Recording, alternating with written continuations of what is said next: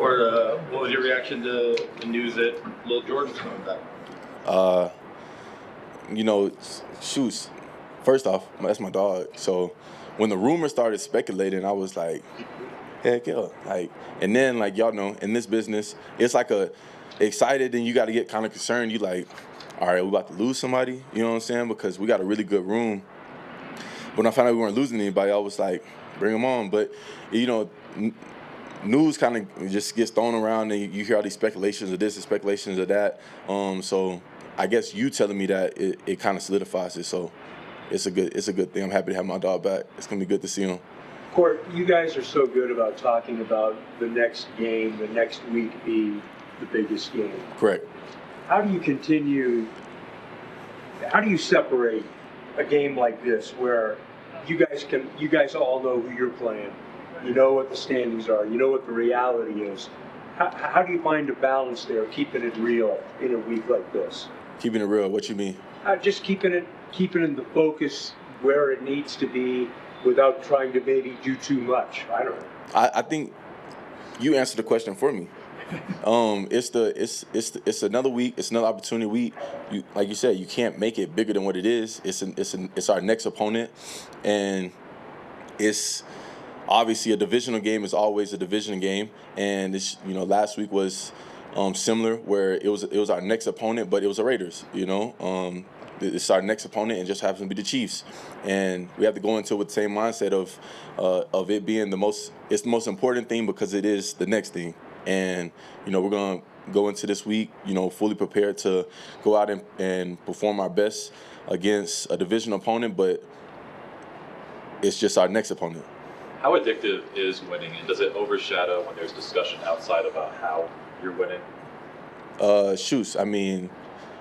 Winning, man, it's kind of hard to. It's hard to put a comparison to what it feels like to win. I'm sure you got that word from Coach. Coach keeps saying that it's addicting to win, and how he's truly enjoying this this time that we've been having success. And I think that carries over throughout the entire locker room. Everybody's enjoying this, and nobody wants to not feel that after at the end of the week on Sunday. Everybody wants to continue to feel this feeling of joy and accomplishment at the end of the week, fulfillment, I guess you could say, at the end of the week. And we're trying to do everything we can. We're working to do everything we can during the week so that we can continue to feel that. And just trying to be the best version of us. That's it. What was your reaction to Alex's news diagnosis?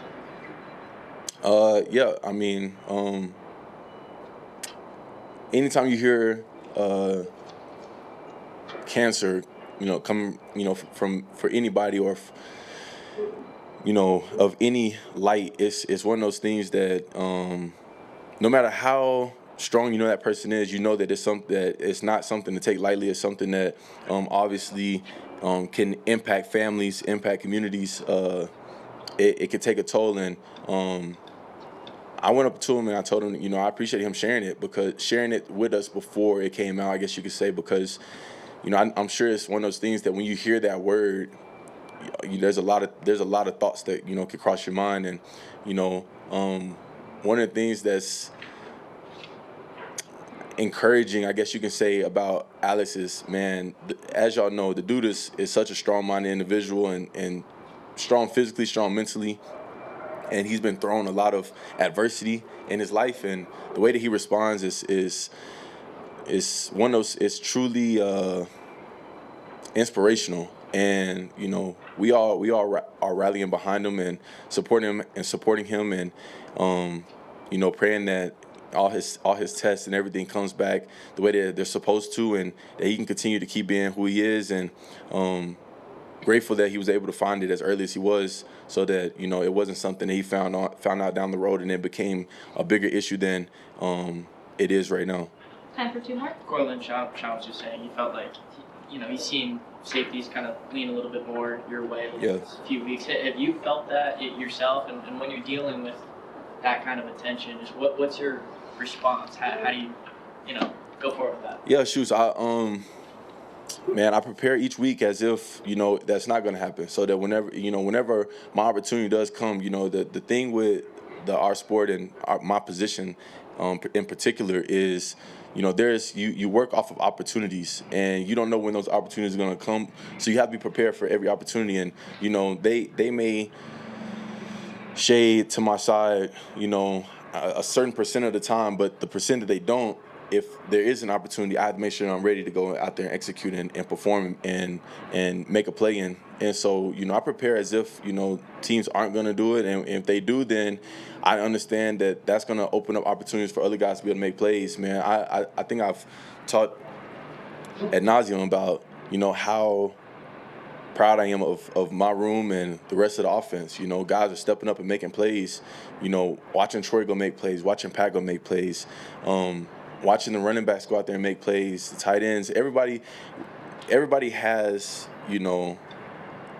a job and have opportunities to be able to go out and make plays. It's just all about making them whenever they come, and the guys are doing that right now. And I'm grateful to be a part of a team where you have such selfless guys. I think that's some of the best things about some of the better teams that you see around the league and around our sport is having a whole bunch of selfless guys. When you have that, I think that's where you see a very successful team, and guys are just answering the call when it needs to be called or needs to be answered. And that's just what I'm doing. Trying to stay prepared as much as I possibly can, and whenever my opportunities do show up, being ready. Court, as a receiver yourself, R.J. Harvey's had a lot of success coming out of the backfield as a receiver. Yeah. What have you seen from him this year? Yeah, shoots. RJ's special, man. We call that boy the ATH, and I'm sure in y'all's profession, y'all can put together what that means. But he's not just a running back. He's a very special, a special dude, man. The dude can do a little bit of everything. He can run the ball, obviously, but watching him catch the ball out of the backfield and, catching and carrying, the thing that's scary is I feel like he's barely scratching the surface of his potential for what he can do in the league. I think guys are just seeing a little bit of what he's capable of, and he's dangerous, man. The dude has incredible balance, incredible speed, and you pair that up with a guy that can catch the ball out the backfield, getting matched up with a linebacker that probably can't run as fast as him. It's a dangerous combination. So, man, I'm looking forward to continuing to watch RJ flourish and develop and turn into the guy that, we all know that he can be, and he knows he can be.